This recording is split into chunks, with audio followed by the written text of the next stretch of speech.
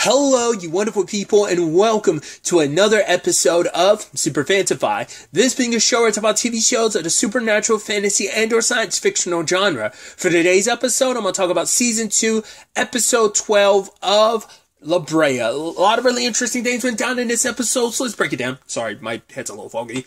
Let's start off with the swarm situation. Obviously, they were renovating stuff at the clearing when all of a sudden, somehow they ended up awakening like a swarm of like very deadly hornet/wasp things that basically are super venomous and kill everybody. There was at least 3 people that were left behind. There's one dude that died.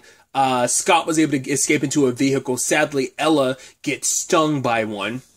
At the same time this is all happening, Riley and Veronica are making their way to the clearings because she's trying to find a device to basically let her check out the coordinates and figure out where to actually go. It's like a very specific device that they were referencing. Riley knows what it is. She only knows about it because it's like, right, having a Navy SEAL for her father. But it was such an interesting pairing. I even love that Veronica references, like, right, why would you want to go with me? The fact of the matter is we haven't really talked. I was like, yeah, like, you are characters that have not really interacted at all over the course of this show. And it's because it's like, right, she's trying to avoid being around Josh. So she's trying to figure that whole situation out. And she doesn't know how to necessarily make it better. And yeah, she had friends. She kind of talks about, like, not as many friends as you know, but friends. Not that many friends as you think, but more so like friends that she could rely on when the time comes, and there's not too many people around their age. So having Veronica be there, it's kind of like, yeah, maybe I can have another person I can talk to kind of confide in about all of this stuff. But all that's kind of cut short when they're dealing with like these deadly insects that are kind of almost working. I mean, obviously underground and everything. Obviously they're. Well, I was about to say, it kind of gave me Tremor vibes, the movie. But it's like, yeah, because those eventually do grow wings into the later movie. I'm not well versed in the Tremor movies. I've seen tiny bits of 4 and 5. I've seen 1 multiple times. I've seen 2 a few times. I've seen only, I think I've seen 3 at least, maybe 2 or 3 times all the way through. 1 is definitely the one I've seen the most. But yeah, I've seen like only little bits and pieces of 4 and 5. Regardless, like I do know later on, obviously they get a little very like flyy and stuff like that. Obviously they're massive in size. They're not the size of like these little hornets and stuff like that. But avoiding and being careful about how much noise you make, like I especially under like ground. I couldn't help but it made me think of Tremors in that regard. But once again, Ella's still alive. She's just sadly dying from the poison. So it's like, cool, let's get to the bus, get an EpiPen, which they ultimately do find. And I like that, like, obviously Riley was there to calm Veronica down, because obviously the person who would be in that situation that probably would be like a Lucas or an Ella would be the ones. And I think it speaks volumes that Riley was the one that's like, right, like to breathe, like if you like let it kind of take control of you, you'll lose focus and you won't be able to find what's right in front of you. And luckily they were able to find the EpiPen. Now it's only a matter of getting to Ella. So they used like a whole bunch of it was like soap and water, because basically what's in soap basically can kill these things. But obviously there's multiple cracks, so them pouring water into one didn't necessarily reach all of them. And luckily Veronica got to Ella, but ended up sadly dropping the EpiPen. And Ella kind of accepts it as her death. It's like, yeah, I'm going to die, but at least I got you by my side when this is all said and done. Luckily, Scott ends up suiting up and ends up basically kind of making a makeshift flamethrower to burn them away. Him and Riley got the EpiPen, made it.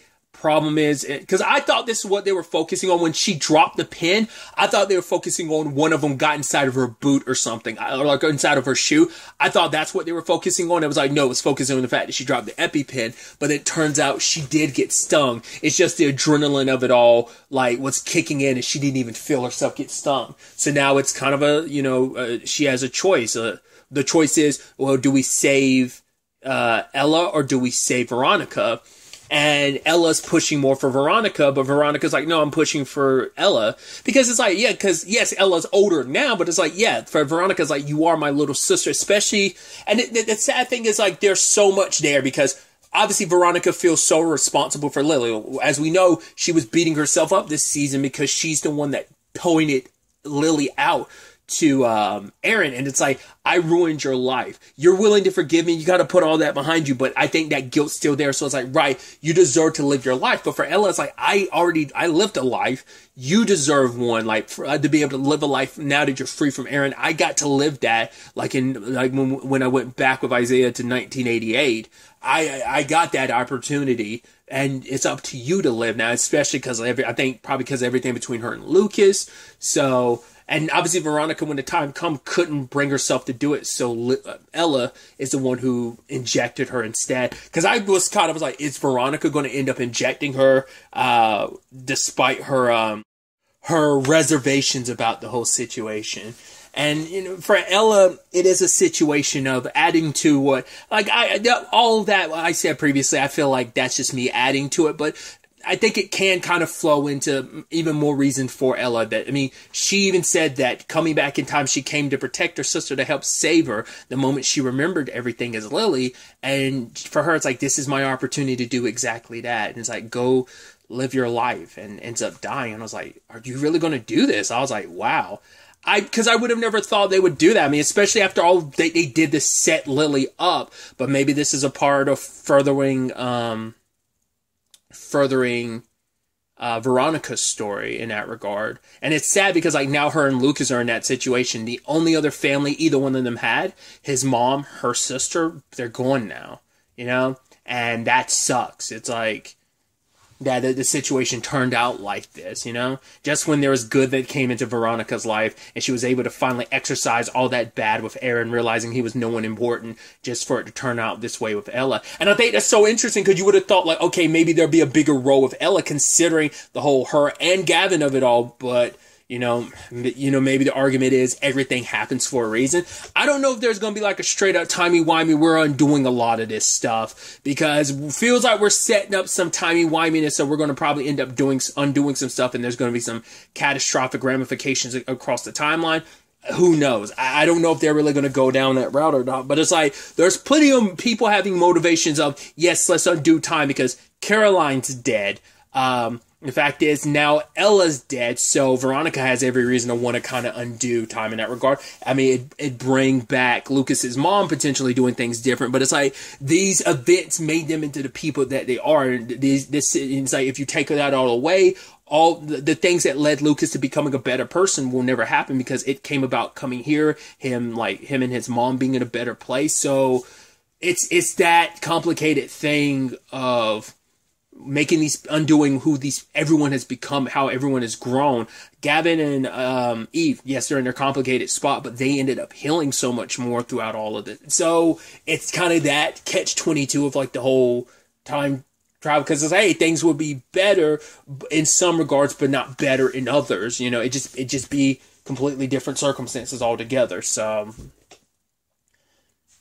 and luckily, Riley's there to kind of help Veronica with all that. The rest of the group, we don't know where they are currently, but they just scattered to the winds, getting away from those creatures. So it's like, it'll probably be a while before they come back to the clearing. Because the last time we saw Josh in the episode, he was supposed to be bringing Sam to the clearing, but, you know, Sam was pretty, like, beat up, so they're probably taking it very slow. Well, they might not have made it back to the clearing. They might have ended up making it to Para's village and stuff, which we never cut back to them, but she's still amassing an army to come after Ty, who Kira let go, which I think speaks volumes that she's not the complete another sociopath you think she is. That's why I'm still like, I'm not 100% sure if she's actually willing to kill Caroline or not. It feels like she might have been. I don't know. Like, the fact is she let Ty go and not just killed him. I mean, it's like, the difference is Caroline was the one that was behind the virus, and it's like, you're undoing everything, this time machine and all this time travel, like, it could do so much good for the greater good. You are a threat to that. You had to be eliminated. Ty isn't in that same boat, but, you know, and at least Caroline had what Kira wanted, and she wasn't going to give it up. So it makes sense, not like it's justified, doesn't make it okay, but it makes sense why Kira would kill her more so than Ty. But the fact is, you were having the willingness to let Ty go and not just kill him just in case he becomes a hindrance. Maybe because you know, like, hey, he's got a limited amount of time, because all the progress is undone on his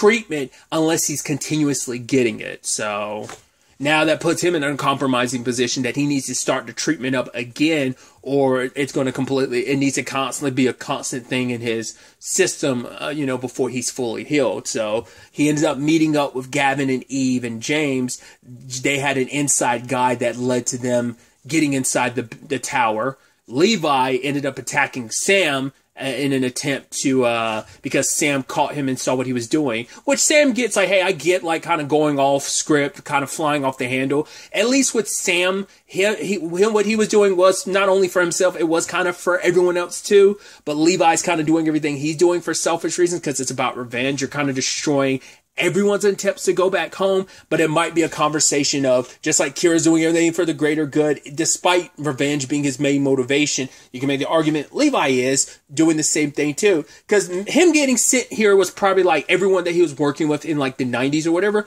probably agreed with the sentiment of like, hey, we need to stop all this because the catastrophic ramifications of it, so it needs to be nipped in the bud. So that's why they specifically sent him to handle this. His mission needs to go off without failure. James and the Lazarus Project needs to be stopped before it leads to catastrophic ramifications across the timeline and so much death and destruction. It's for the larger greater good. Once again, Levi's still getting his revenge out of it, but still. But it's like, by doing that, destroying that, you are damning everyone else that's already, I mean, that was already kind of the point that they were on, of like, we need to do this to stop James and what he's up to. That was the whole point of them working with Caroline, but then it became a personal thing, kind of became the snafu of it, that being, oh, my vision about Eve, yeah, we need to kind of drop everything to ultimately end up saving Eve. So it ends up, there's a direct parallel you can make in that regard. So Gavin and Ty end up going off on their own, trying to shut down all the doors manually. There's some loose animals in the tower. Levi found his way in, kidnapped Kira, set up all the bombs. So like, cool, you're going to set up this system and it's going to affect all these bombs. It's going to basically blow up this entire tower. Eve ends up confronting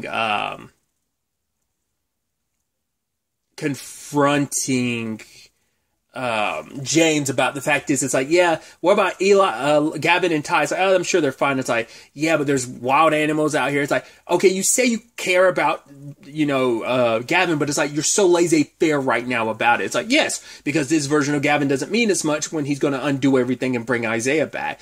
Maybe at one point in time, there was truth to, yes, he was going to walk away from like Project Blue Moon. It's like, right, he was going to accept the Gavin he has gotten, and it's like, right, Gavin and Eve and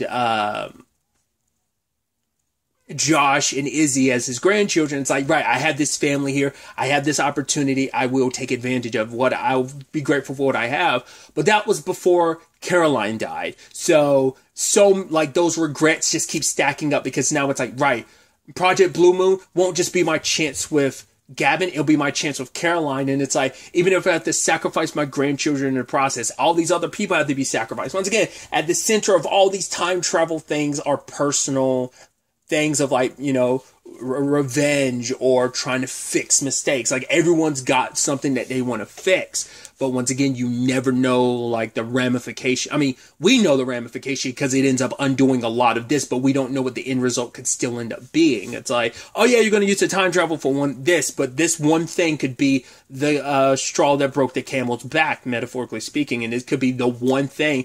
Because once again, you try to fix time, it never snaps back the way you want it to. Years of the Flash has taught me that. That is like, nothing will ever fit back correctly. Something will always be broken, and the more you try and fix it, the more it gets cracked and cracked and cracked. That, it's like, yeah, you're just going to end up destroying the space-time continuum. And I mean, you already see what the sinkholes are doing throughout time to different locations, and the death toll that it's creating, and the circumstances and the lives that it's destroying, all in the pursuit of trying to do a greater good. But how many sacrifices have to exist for that greater good? Because Kira's all about that greater good, because it's for a larger cause, so Eve didn't take James down when she had the opportunity, because it's like, hey, oh, are you really going to be okay with killing your husband's father? Especially considering James is the only family, like his mom's gone now and he didn't really get to know her. And now, especially now where he's giving his father the benefit of the doubt, believing in his father, then it's like, right, you want to be the one to explain to Gavin that you killed his father. And she let her guard down and ended up getting bashed with glass over the head. Luckily, last time we saw her in the episode, she got up chasing after him, because it's a good thing she got out of the building, because Levi was dead set on completing his mission. But luckily, Izzy got there and talked him out of it, because it's like, hey, you were there for me when I was in the hospital, when I was willing to give up. You're the one that's like, hey, I'm not leaving here until you meet me in the cafeteria on your own. She's like, it took me 2 days. He didn't sleep. He looked like crap, but he stuck by me. And that's why she's like, in a time where Uncle Levi is not himself, that he's in trouble, he needs us because he is family. And when the rest of the family is kind of willing to turn their back on him. Eve's having her complicated feelings about it. Gavin has his understandable complicated feelings about it, but he's the one that's more so ready to cut Levi off, because it's like, right, the Eve thing, he's like, right, that, you and Levi, I played my own role in that, but him doing what he was doing, trying to kill my dad and potentially stranding this family here, and knowing, once again, like, did everyone ever sit Levi down and tell him about the whole thing? Maybe they did. Maybe, like, the episode Levi came back, he did, and I just don't remember. I'm pretty sure that probably is the case, because they brought up the fact is it's not only getting our family home, it's about making sure Eve survives because of the vision he had. But luckily, Izzy, her willingness to stay there is like, right, I'll stay here, even bombed be damn or whatever. And he wanted to try and undo it, but the bomb was set with a failsafe. The moment Levi tried to tamper with it, it kicked in overdrive and started like counting down faster. It was a failsafe because they wanted to make sure whatever happened went down. Like, this bomb needs to go off. It needs to destroy